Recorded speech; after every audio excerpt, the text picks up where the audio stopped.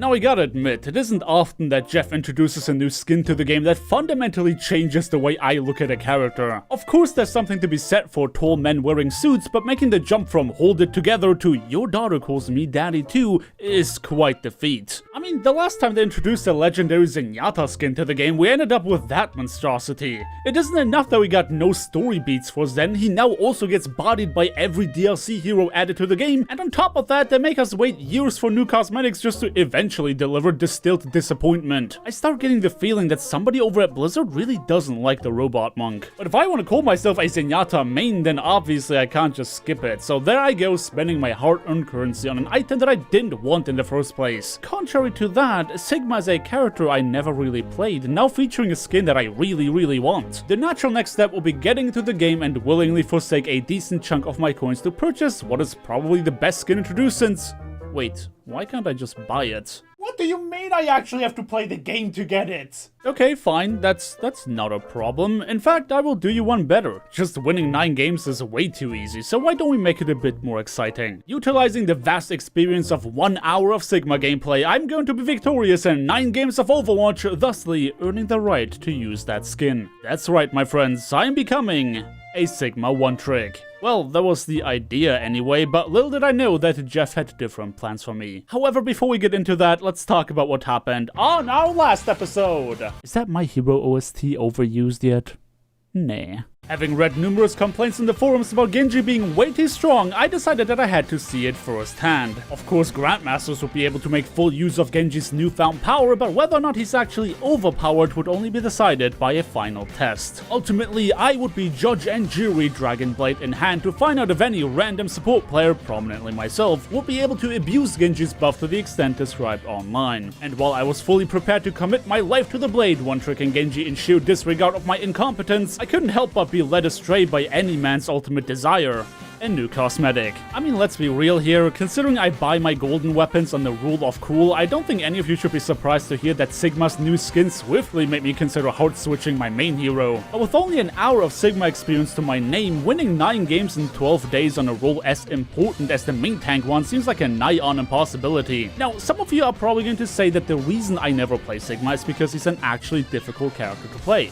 And you would be right. But that was before I knew just how good Sigma can work against a number of heroes that I really hate. There used to be a time when hearing Doomfist use his ultimate would actually make me nervous, but no longer. If anything, he's the one that should be scared of me now. However, let's not forget that only because Sigma has the damage output of a DPS that he's still a tank. Though granted, considering how much time the enemies are spending running away from me, it is an easy mistake to make. The problem is just that, because playing Sigma requires a bit more of a methodical approach, my usual WM1 Reinhardt style is not going to work out. I had to learn how to play Sigma from scratch, and that, my friends, is the real challenge here. What I'm going to show you is the very first match in which I decided to take up the Sigma challenge. That's right, all the clips you have seen up until now have been recorded after the game I'm about to highlight. And let me tell you, this was a trial by fire. Our story today takes place on Junkertown. Now, Junkertown is one of those maps that I have very mixed feelings about. As a payload map, it is definitely in the upper echelon of game modes in Overwatch, but to say that I had a concrete game plan on this map would be a bold-faced lie. Though the first challenge I had to face was not related to the map or even the enemy team, but actually my second tank. With this being my first game of the day and having already made up my mind about becoming a Sigma one-trick, I was having a very hard time surrendering my hero. But before we could even discuss any further details or reasoning, Comboat Fan 1 decided to go for the Alpha Chad move that is leaving the game, so that neither of us had to play a character we didn't want to play. Truly, with a sacrifice made so early, I felt it was my responsibility to pick up the torch and use his guiding light to lead my team to victory. The second tank slot will be filled up by Potato, and with a spring in my step, I decided to engage the enemies and begin this match. The area around the cart was swiftly turned into a mobile arena, with every beefy tank deciding to brawl it out for supremacy while our squishy teammates were taking cover. But the aggressive poking from high ground in combination with the bold dive sights of the enemy diva forced me to retreat for some momentary healing. It wasn't until Potato vaporized the enemy Reinhardt that we had broken the stalemate. While I was not sure where the enemies had vanished to, Potato continued her onslaught with a D-Mac just to further pressure the remaining defenders. And while all of that was going down, still unaware of the enemy team's location, I decided to take a stroll around the buildings to dish out an express ticket to Staggerville. I made sure to cover my flank before flanking the flanker's flank, and as it turned out, I was not the only one who was unaware of the... This has no right to be difficult to say.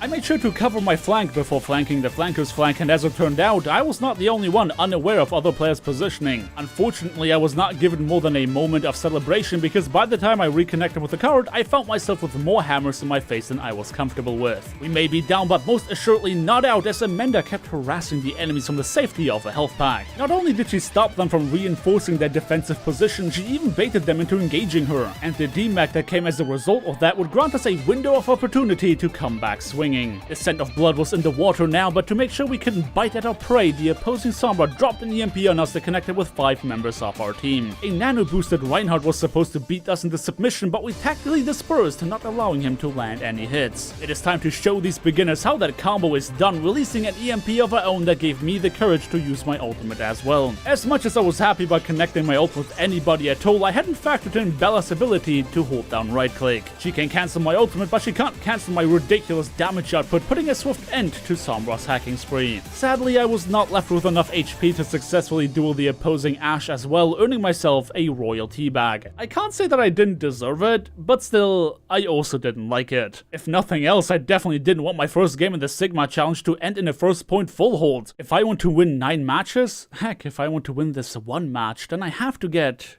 creative.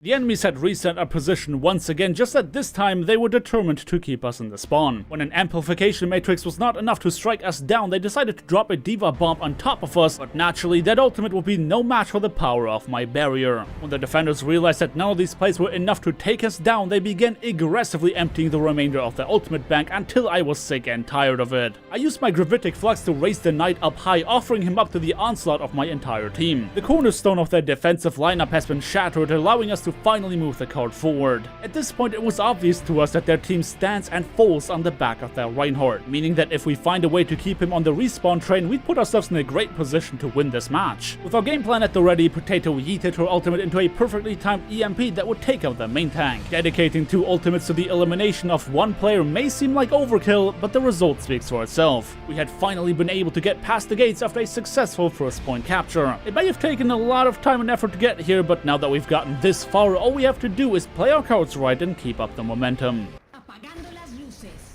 Can this hacking nonsense finally stop? Listen here, I would not be able to put on a stellar performance at the best of times when playing Sigma, but having to play against a pesky Sombra definitely is not helping my case. I mean, for crying out loud, how do other Sigma players deal with this? At least on Reinhardt I can keep on swinging when I get hacked, but Sigma is so incredibly reliant on his abilities that I just don't know what to do. But fine, 2 can play at that game. I had full confidence in Amanda being the superior Sombra player in this lobby, so I knew that if I was able to create some space, she would come in clutch with a massive EMP. The best tanks in the game are forged in the fires of competition, struck repeatedly by hardship and challenge until eventually they emerge as gods. With the drums of war at heart, I stomped onto the battlefield to create space and nothing but space. I had successfully pushed the squishies into a corner, allowing Amanda to charge her EMP and use it just in time to counter their nano Rhine. Armed with a nano boost of my own and the flames of fury burning in my chest, I decimated each and every opponent that did as much as daring to breathe the same air as me. Revenge would be mine, and the objective at this point was barely a bonus. Oh, jeez, don't know what went into me there. Oh, I know. Screw you, Sombra. At last, we were on the home stretch. Victory now was more than a faint image in my mind, and I was certain that if I'm able to win my first game, completing the Sigma challenge would also be in the realm of possibility. All that stood between me and one of the best skins in the game was this final part of Junkertown and that just forsaken Sombra player. Well aware of the fact that this whole momentum thing did not work out all that well last time, I tried to give a real Sigma spin on my gameplay by actually putting some thought into what I'm doing. Connecting my boulder with the enemy Ana was a great start, but catching 2 people my ultimate was even better. While I was feeling pretty smug about dodging Sombra sidelines to avoid getting hacked again, what I didn't expect was the Roadhog switch. I had my ultimate cancelled once again, and to top it all off, I was pulled into a hack just to have my attempted escape be met with yet another EMP. I may have survived that onslaught, but I was definitely not happy about the chain of events that had just taken place. Thankfully, the enemy's overconfidence would be their doom, as an aggressive push was countered by a means of a multi-angled attack. Their frontline had been swiftly dismantled by the combined forces of my team, and we were now on track to finish the final objective. Hey, can we like skip this part? Yeah, the part where you go on that dumb flank and die? What do you mean it builds character? I died often enough already. Oh, we're not at 10 minutes yet.